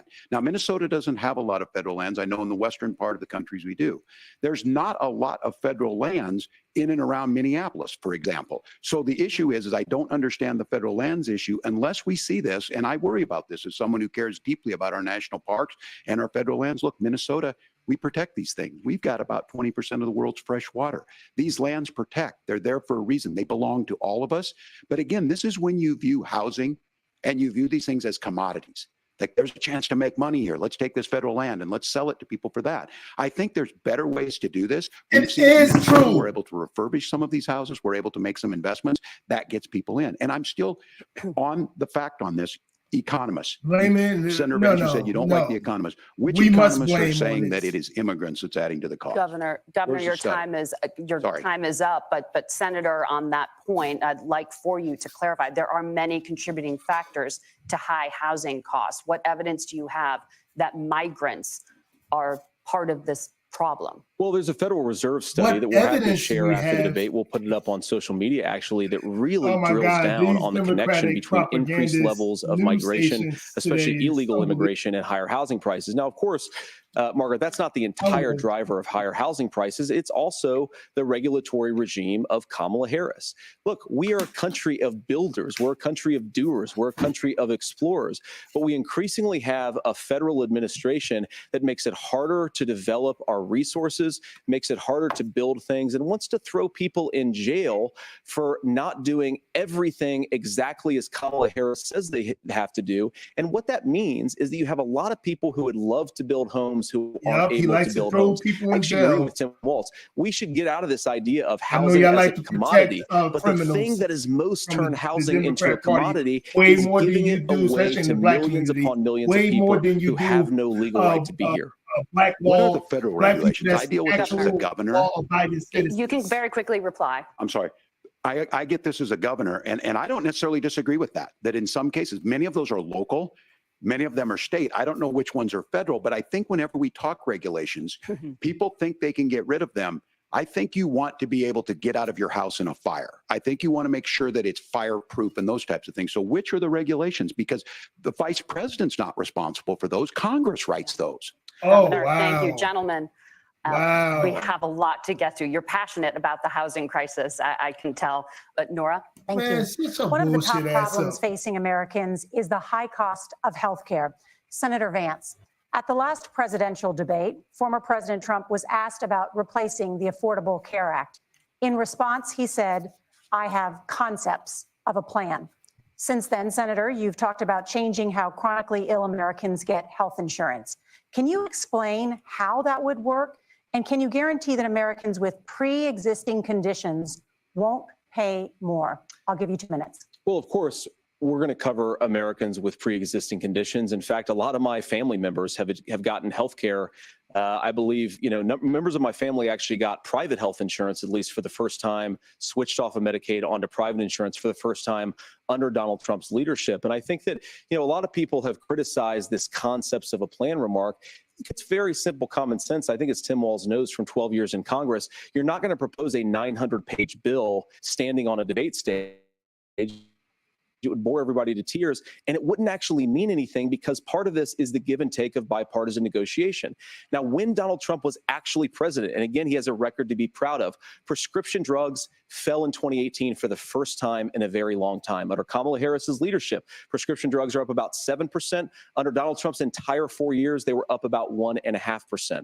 He introduced pricing transparency. Think about healthcare. You go into a hospital, you try to buy something, and nobody knows what it actually costs. That price transparency will actually give American consumers a little bit more choice and will also drive down costs. And we talked about, the reinsurance regulations is what I was talking about. Look, Donald Trump has said that if we allow states to experiment a little bit on how to cover both the chronically ill, but the non-chronically ill, it's not just a plan. He actually implemented some of these regulations when he was president of the United States. And I think you can make a really good argument that it salvaged Obamacare, which was doing disastrously until Donald Trump came along. And I think it's an important point about President Trump. Of course, you don't have to agree with everything that President Trump has ever said or ever done. But when Obamacare was crushing under the weight of its own regulatory burden and healthcare costs, Donald Trump could have destroyed the program. Instead, he worked in a bipartisan way to ensure that Americans had access to affordable care. It's not perfect, of course, and there's so much more that we can do. But I think that Donald Trump has earned the right to put in place some better healthcare policies. He's earned it because he did it successfully the first time. Governor? All right, here's where being an old guy gives you some history. I was there at the creation of the ACA. And the reason it was so important is I come from a major healthcare state, home of the Mayo Clinic, home to Medical Alley, 3M, Medtronic, all of those. We understand healthcare. It's why we're ranked first on affordability and accessibility and quality of healthcare. And so what I know is under Kamala Harris, more people are covered than they have before. And those of you listening, this is critical to you. Now, Donald Trump all of a sudden wants to go back and remember this. He ran on the first thing he was going to do on day one was to repeal Obamacare. On day one, he tried to sign an executive order to repeal the ACA. He signed on to a lawsuit to repeal the ACA, but lost at the Supreme Court. And he would have repealed the ACA had it not been for the courage of John McCain to save that bill. Now, fast forward, what that means to you is you lose your pre-existing conditions. If you're sitting at home and you got asthma, too bad. If you're a woman, probably not. Broke your foot during football, might kick you out. Your kids get kicked out when they're 26. Kamala Harris negotiated drug prices for the first time with Medicare. We have 10 drugs that will come online, the most common ones that'll be there. But look, this issue, and when Donald Trump said, I've got a concept of a plan, it cracked me up as a fourth grade teacher because my kids would have never given me that. But what Senator Vance just explained might be worse than a concept, because what he explained is pre-Obamacare. And I'll make this as simple as possible because I have done this for a long time. Obamacare put a lot of people in debt. If you're healthy, why should you be paying more? So what they're going to do is let insurance companies pick who they insure, because guess what happens? You pay your premium, it's not much. They figure they're not going to have to pay out to you. But those of you a little older, gray, got cancer, you're going to get kicked out of it. That's why the system didn't work. Kamala Harris will protect and enhance the ACA. Governor, thank you. Senator, you have not yet explained how you would protect people with pre-existing conditions or laid out that plan. Well, look, we currently have laws and regulations in place right now that protect people with pre-existing conditions. We want to keep those regulations in place, but we also want to make the health insurance marketplace function a little bit better. Now, what Governor Walz just said is actually not true. A lot of what happened, and the reason that Obamacare was crushing under its own weight, is that a lot of young and healthy people were leaving the exchanges. Donald Trump actually helped address that problem, and he did so in a way that preserved people's access to coverage who had pre-existing conditions. But again, something that these guys do is they make a lot of claims about if Donald Trump becomes president, all of these terrible consequences are going to ensue.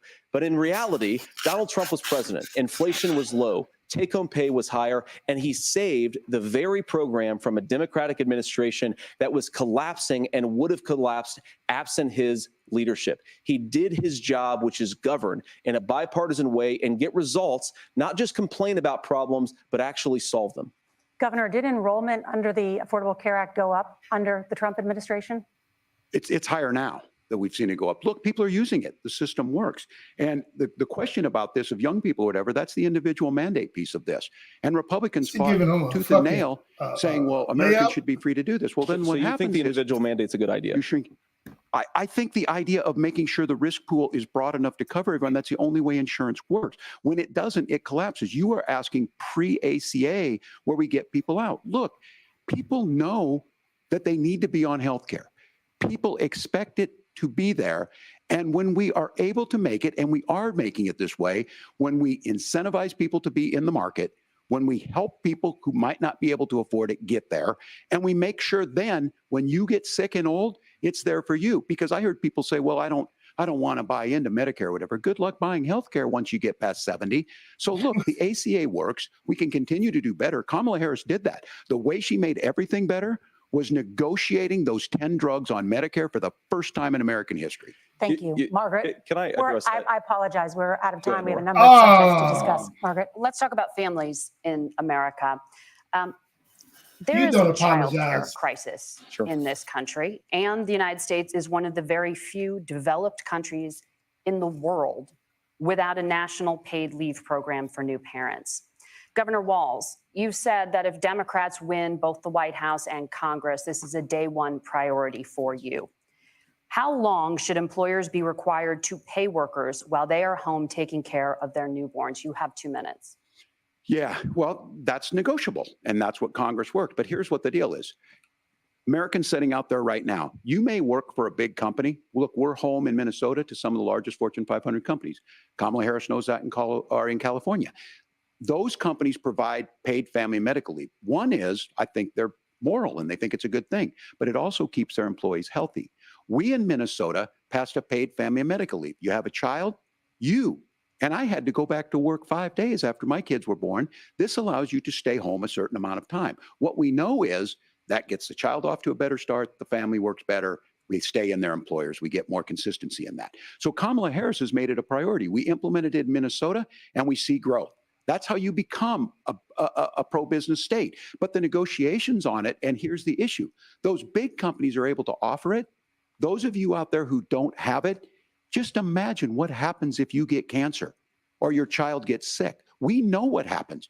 You end up staying home. In some cases, that means no paycheck because you've got no protection on that. This is the case of an economy that Donald Trump has set for the wealthiest amongst us. He's willing to give those tax breaks to the wealthiest. He's willing to say, bust those unions up, do whatever. What we're saying is the economy works best when it works for all of us. And so a paid family medical leave program, and I will tell you, go to the families or go to the businesses and ask them. As far as childcare on this, you have to take it at both the supply and the demand side. You can't expect the most important people in our lives to take either our children or our parents to get paid the least amount of money. You're and we have to make it easier for folks to be able to get into that business and then to make sure that folks are able to pay for that. We were able to do it in Minnesota, and I'm still telling you this. We were listed as the best state. We're still in crisis on this. A federal program of paid family medical leave and help with this will enhance our workforce, enhance our families, and make it easier to have the children that you want. Governor, your time is up. Senator, do you support a national paid leave program? And if so, for how long should employers be mandated to pay their employees while they are home taking care of their newborn? You have 2 minutes. Yeah, well, first of all, Margaret, a number of my Republican colleagues and some Democrats, too, have worked on this issue. And I think there is a bipartisan solution here because a lot of us care about this issue. I mean, look, I speak from this very personally because I'm married to a beautiful woman who is an incredible mother to our 3 beautiful kids, but is also a very, very brilliant corporate litigator. And I'm so proud of her. But being a working mom, even for somebody with all of the advantages of my wife, is extraordinarily difficult. And it's not just difficult from a policy perspective. She actually had access to paid family leave because she worked for a bigger company.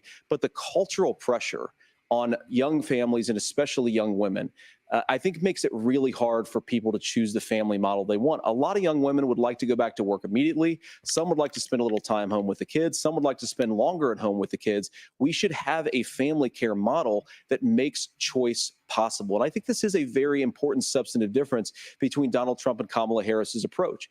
I mean, look, if you look at the federal programs that we have that support paid family leave right now, the Community Development Block Grant, and there's another block grant program that spends a lot of money from the federal government.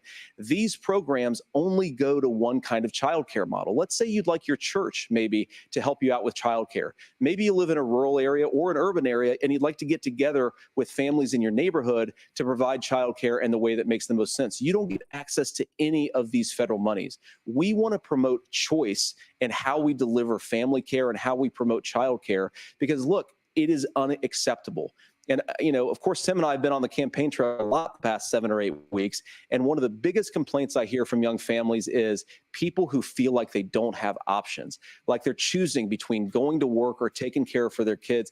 That is an incredible burden to put on American families. We're the only country that does it. I think we could do a heck of a lot better. Senator, thank you. You have also said, Senator Vance, many things about the American family. The Federal Reserve says parents will spend nearly as much on childcare as they do on housing each month. So I want to get your thoughts on this. President Trump recently said, as much as childcare is talked about as being expensive, it's relatively speaking not very expensive compared to the kinds of numbers we'll be taking in. Is President Trump committed to the $5,000 per child tax credit that you have described? You have 1 minute. Well, what President Trump said, Margaret, I just want to defend my running mate here a little bit, is that we're going to be taking in a lot of money by penalizing companies for shipping jobs overseas and penalizing countries who employ slave laborers and then ship their products back into our country and undercut the wages of American workers. It's the heart of the Donald Trump economic plan. Cut taxes for American workers and American families, cut taxes for businesses that are hiring and building companies in the United States of America, but penalize companies and countries that are shipping jobs overseas. That's the heart of the economic proposal. And I think what President Trump is saying is that when we bring in this additional revenue with higher economic growth, we're going to be able to provide paid family leave, childcare options that are viable and workable for a lot of American families. Can you clarify how that will solve the childcare shortage? Well, because as Tim said, a lot of the child care shortages, we just don't have enough resources going into the multiple people who could be providing family care options. And we're going to have to, unfortunately, look, we're going to have to spend more money. We're going to have to induce more people to want to provide child care options for American families, because the reason it's so expensive right now is because you've got way too few people providing this very essential service. Thank you, Senator. Governor Walz, your ticket also has some child care tax credit proposals. Do you think Congress will agree to the $6,000 credit for newborns and $3,000 credit for children over the age of 6, as your campaign has promised? Is that realistic? Well, if these members of Congress are listening to anybody, I can tell you, and this is the biggest issue. Everybody listening tonight knows. I mean, I'm sure they were shocked to hear it's not that expensive. And let's be clear, whether it's $5,000 or $6,000, that pays you about 3 or 4 months. Let's be clear of where we're at on this. It's because we got out of an imbalance on this. We thought we were going to get by not paying people. I don't think Senator Vance and I are that far apart. I'm not opposed to what he's talking about on options. We've done scholarships types of things. I think we need to be open to making the case. But the issue here is, the question you asked is, you're not going to pay for it with these tariffs. That's just adding another $4,000 on the family and taking less. So not only do they not get the money to pay for that, they're $4,000 in the hole. That's Wharton School. That's his alma mater. And so I think the issue here is, if those members of Congress, I can't believe they're not. When I go to businesses, sure, they'll talk about taxes sometime, but they will lead with childcare and they will lead with housing, because we know the problem is, especially in a state like Minnesota, we need more workers because our economy is growing, but we need the workforce. Governor, thank you. We need to move on. Nora? Let's talk about the state of democracy, the top issue for Americans after the economy and inflation. After the 2020 election, President Trump's campaign and others filed 62 lawsuits contesting the results. Judges, including those appointed by President Trump and other Republican presidents, looked at the evidence and said there was no widespread fraud. The governors of every state in the nation, Republicans and Democrats, certified the 2020 election results and sent a legal slate of electors to Congress for January 6th. Senator Vance, you have said you would not have certified the last presidential election and would have asked the states to submit alternative electors. That has been called unconstitutional and illegal. Would you again seek to challenge this year's election results, even if every governor certifies the results? I'll give you 2 minutes. Well, Nora, first of all, I think that we're focused on the future. We need to figure out how to solve the inflation crisis caused by Kamala Harris's policies, make housing affordable, make groceries affordable, and that's what we're focused on. But I want to answer your question because you did ask it. Look, what President Trump has said is that there were problems in 2020, and my own belief is that we should fight about those issues, debate those issues peacefully in the public square, and that's all I've said, and that's all that Donald Trump has said. Remember, he said that on January the 6th, the protesters ought to protest peacefully. And on January the 20th, what happened? Joe Biden became the president. Donald Trump left the White House. And now, of course, unfortunately, we have all of the negative policies that have come from the Harris-Biden administration. I believe that we actually do have a threat to democracy in this country, but unfortunately, it's not the threat to democracy that Kamala Harris and Tim Watz want to talk about. It is the threat of censorship. It's Americans casting aside lifelong friendships because of disagreements over politics. It's big technology companies silencing their fellow citizens. And it's Kamala Harris saying that rather than debate and persuade her fellow Americans, she'd like to censor people who engage in misinformation. I think that is a much bigger threat to democracy than anything that we've seen in this country in the last 4 years, in the last 40 years. Now, I'm really proud, especially given that I was raised by two lifelong blue-collar Democrats, to have the endorsement of Bobby Kennedy Jr. and Tulsi Gabbard, lifelong leaders in the Democratic coalition. And of course, they don't agree with me and Donald Trump on every issue. We don't have to agree on every issue, but we're united behind a basic American First Amendment principle that we ought to debate our differences. We ought to argue about them. We ought to try to persuade our fellow Americans. Kamala Harris is engaged in censorship at an industrial scale. She did it during COVID. She's done it over a number of other issues. And that, to me, is a much bigger threat to democracy than what Donald Trump said when he said that protesters should peacefully protest on January the 6th. Governor? Well, I've enjoyed tonight's debate, and I think there was a lot of commonality here. And I'm sympathetic to misspeaking on things, and I think I might have with the senator. Me too, man. There's one though that this one is troubling to me, and I say that because I think we need to tell the story. Donald Trump refused to acknowledge this, and the fact is that I don't think we can be the frog in the pot and let the boiling water go up. He was very clear. I mean, he lost this election, and he said he didn't.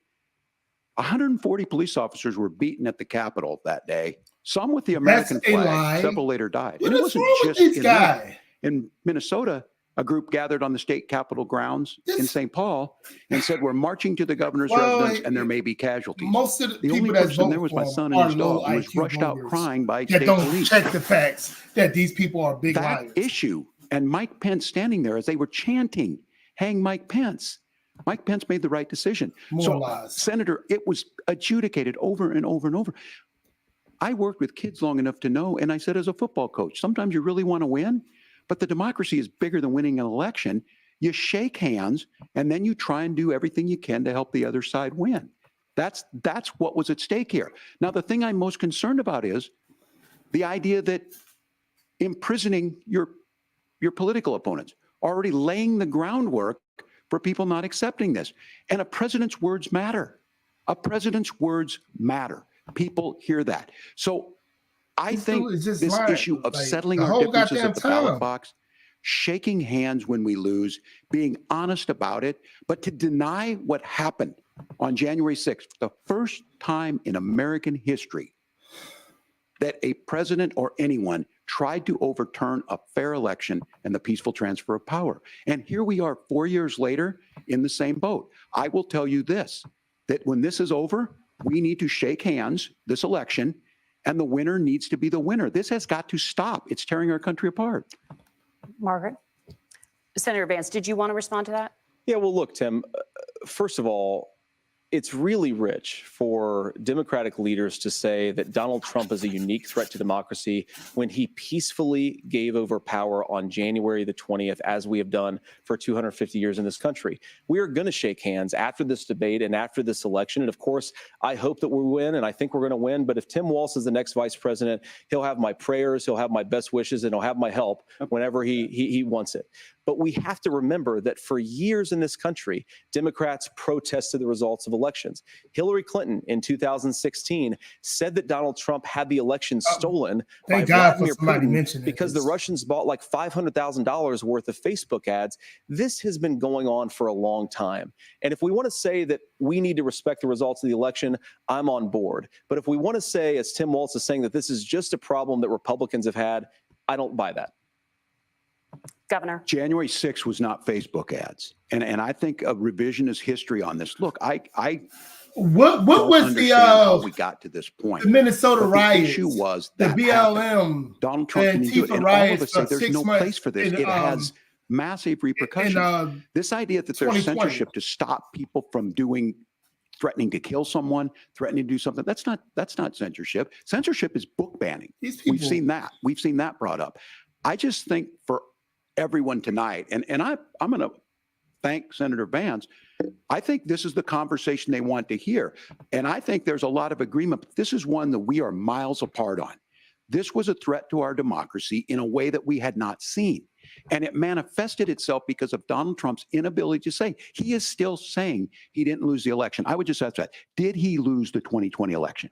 Tim, I'm focused on the future. Did Kamala Harris censor Americans from speaking their mind in the wake of the 2020 COVID situation? That is a damning non-answer. It's a damning non-answer for you to not talk about censorship. Obviously, Donald Trump and I think that there were problems in 2020. We've talked about it. I'm happy to talk about it further. But you guys attack us for not believing in democracy. The most sacred right under the United States democracy is the First Amendment. You yourself have said there's no First Amendment right to misinformation. Kamala Harris wants to use the power of government and big tech to silence people from speaking their minds. That is a threat to democracy that will long outlive this present political moment. I would like Democrats and Republicans to both reject censorship. Let's persuade one another. Let's argue about ideas, and then let's come together afterwards. You can't yell fire in a crowded theater.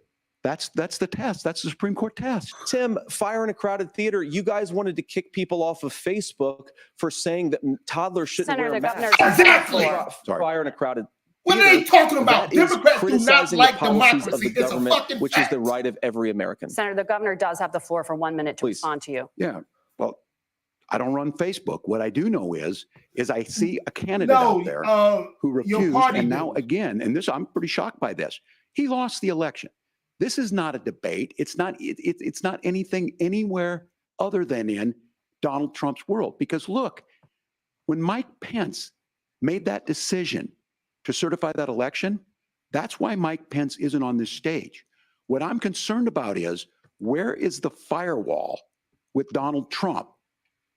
Where is the firewall if he knows he could do anything, including taking an election, and his vice president's not going to stand to it? That's what we're asking you, America. Will you stand up? Will you keep your oath of office, even if the president doesn't? And I think Kamala Harris would agree. She wouldn't have picked me if she didn't think I would do that. Because of course that's what we would do. That. So America, I think you've got a really clear choice on this election of who's going to honor that democracy and who's going to honor Donald Trump. Governor, your time is up. Thank you, gentlemen. We will be right back with both of our candidates. The CBS News vice presidential debate continues.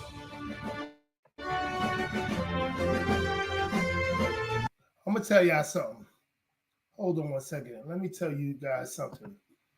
Hold on just 1 second. Yo, don't you know ever since 2000, the Democrats, when I was voting Democrat, ever since 2000, they've been trying to fight for what the people elect, like George Bush, like Donald Trump, okay? And when Donald Trump said, and you know this is true, because every time Donald Trump do something, somebody did it way worse than him. But every time he do something, because it's a lot of Trump derangement, because they hate this society in the last almost 10 years, hate manhood. They hate it. They even these low testosterone males out there. I see males every day. I walk out my house. Even some guys I'm somewhat cool with. I see a lot of low testosterone men that I believe that they hate manhood. Their sons do. You could tell. And it's a problem. This is why those, and I say it again, those the males that are the ones that's not safe around your daughters. Because they're the ones that hold everything in when it comes to men. When it comes to their woman talking out on them that promote all the bull crap around and stuff like that. You know what I mean? Promote all this stuff, let all their brains get combust, and then all of a sudden they explode.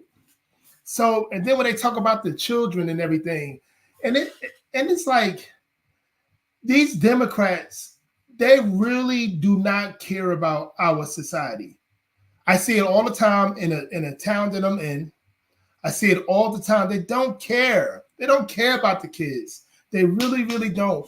But and then what's crazy is, okay, don't care about the kids. Stop indoctrinating our people to make bad decisions by being single mothers, by just, making babies with just anybody. And then throughout the kids growing, as he or she is growing, they're missing out on two parents to protect them from these far left progressives that's destroying our country today. And again, it's like, since I've been a conservative, since I've been a person that's not just voting Democrat no matter who for the last maybe 10 years, it's been so hard to try to have a conversation with these people that think they're smart. But no matter what they're going through, again, this is why it explains a lot why, the Democrats try to try to gaslight, and they do a good job. They actually do a good job gaslighting low IQ voters. They do. I believe they do a really, really good job because they do it. I see it all the time. All these so-called educated people and this and that, the third, trying to tell me something. I have conversations with these people all the time that's college educated. And all I hear, especially my people that look like me, I should say, I always hear race thing. It's still hearing what we heard from the baby boomers. And it's like, yo, the Democrats ain't the Democrats. Even back then, they was destroying the black communities 50, 60 years ago. But the Democrats ain't the Democrats no more. Now they're elitists. Now they're for the rich. Now they're total opposite of America first. Total opposite of America first. Now they don't want actual nuclear families. But and then he should have brought up how Democrats overthrew their own democracy by putting Kamala Harris as vice president, as president-elect. They overthrew their own democracy with that move. So let's get it going. Hold on, sorry about that. There. And they don't all agree on everything, but they are truly optimistic people. They believe in a positive future of this country and one where our politics can be better than it is. And I have to tell you that that better than it is the sense of optimism that there can be an opportunity economy that works for everyone, not just to get by, but to get ahead. And the idea that freedom really means something, not the freedom of government to be in your bedroom or exam room, but the freedom for you to make choices about yourself. Now, look, we all know who Donald Trump is. He's told us, and as Maya Angelou said, believe him when he told you that. His first inaugural address talked about American carnage, and then he spent 4 years trying to maybe do that. Senator Vance tonight made it clear he will stand with Donald Trump's agenda. He will continue to push down that road. Excuse me. Kamala Harris gives us a different option. Now, I'll have to tell you, I'm going to be careful about the quotes, but there's one that Senator Vance said that does resonate with me. He said, Donald Trump makes the people I care about afraid. A lot of America feels that way. We don't need to be afraid. Franklin Roosevelt was right. We're afraid right now. All we have to fear is fear itself. Are you kidding me? Kamala Harris is bringing us a new way forward. She's bringing us a politics of joy. She's bringing real solutions. I don't give a fuck about that. She's centering you joy at the heart of that. All the while asking everyone, join this movement. Real shit going on in this country. She's bringing joy. Let's look for a new day where everybody gets that opportunity and everybody gets a chance to thrive. I humbly ask for your vote on November 5th for Kamala Harris. Governor Walz, thank you. Senator Vance, your closing statement. I want to thank Governor Walz, you folks at CBS, and of course the American people for tuning in this evening. And one of the issues we didn't talk about was energy. And I remember when I was being raised by my grandmother, when she didn't have enough money to turn on the heat some nights because Ohio gets pretty cold at night and because money was often very tight. And I believe, as a person who wants to be your next vice president, that we are a rich and prosperous enough country where every American, whether they're rich or poor, ought to be able to turn on their heat in the middle of a cold winter night. That's gotten more difficult thanks to Kamala Harris's energy policies. I believe that whether you're rich or poor, you ought to be able to afford a nice meal for your family. That's gotten harder because of Kamala Harris's policies. Exactly. I believe that whether you're rich or poor, you ought to be able to afford to buy a house. You ought to be able to live in safe neighborhoods. You ought to not have your communities flooded with fentanyl. And that too has gotten harder with because of Kamala Harris's policies. Now, I've been in politics long enough to do what Kamala Harris does when she stands before the American people and says that on day one, she's going to work on all these challenges I just listed. She's been the vice president for 3.5 years. Day one was 1,400 days ago, and her policies have made these problems worse. Now, I believe that we have the most beautiful country in the world. I meet people on the campaign trail who can't afford food, but have the grace and generosity to ask me how I'm doing and to tell me they're praying for my family. What that has taught me is that we have the greatest country, the most beautiful country, the most incredible people anywhere in the world. But they're not going to be able to achieve their full dreams with the broken leadership that we have in Washington. They're not going to be able to live their American dream if we do the same thing that we've been doing for the last 3.5 years. We need change. We need a new direction. We need a president who has already done this once before and did it well. Please vote for Donald Trump. And whether you vote for me or vote for Tim Watz, I just want to say I'm so proud to be doing this, and I'm rooting for you. God bless you, and good night. Senator Vance, thank you. And thank you both for participating in the only vice presidential debate of this election cycle. I'm Margaret Brennan. And I'm Nora O'Donnell. And a reminder, there are just 35 days until Election Day. Please get out and vote. And for all of us here at CBS News, thank you and good night.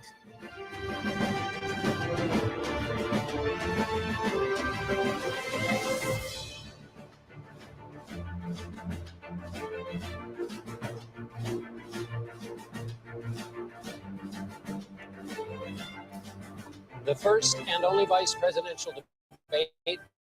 This election is now complete.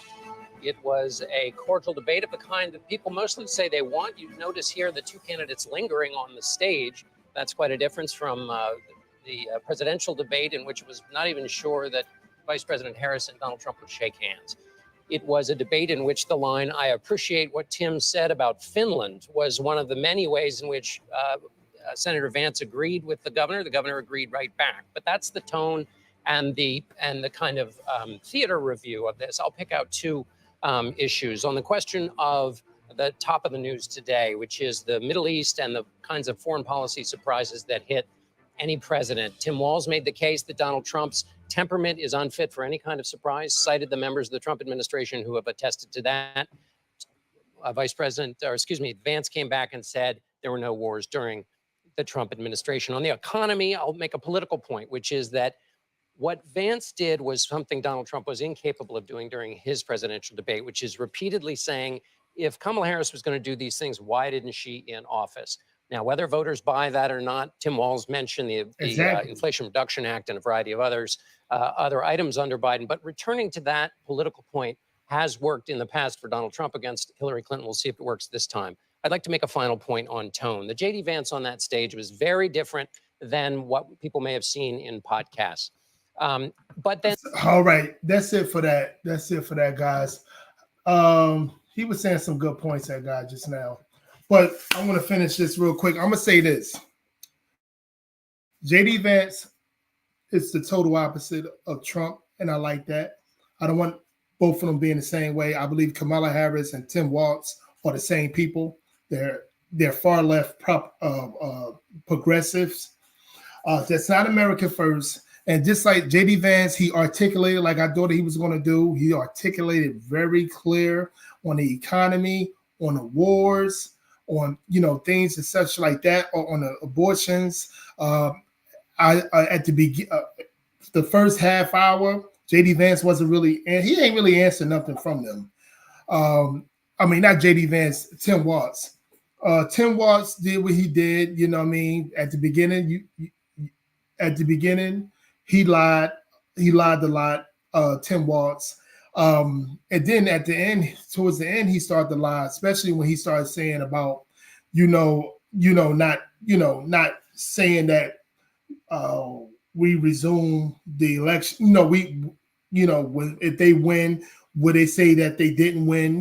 Terminology like that. I can't really articulate exactly what he said, but it just more and more lies, and getting and they don't fact check, but that's what they're supposed to do when you when you on ABC, CBS, NBC, MSDNC. This is what's going to happen. It's going to be just like that. Anyway, I think JD Vance did a freaking fabulous job. Like I thought he was going to do it. I knew he was going to do what I thought he was going to do, but man, again, you guys can vote the way you want to vote. We'll see how it goes down. November 4th. I know you guys know who I'm voting for.